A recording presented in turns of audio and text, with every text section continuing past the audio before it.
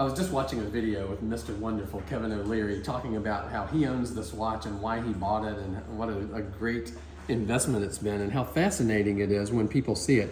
I don't know if you can tell in the video, but this is a sterling silver cased watch from Tudor, the Black Bay 58, and it definitely does not look like steel. When you see this watch, you right away, you know, it's not platinum, it's not white gold, it's not steel, and you just immediately wonder what it is, but it is silver.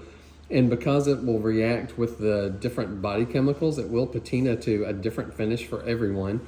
And it's just so interesting that Tudor and the Black Bay 58 series has this really creative diversity of different materials.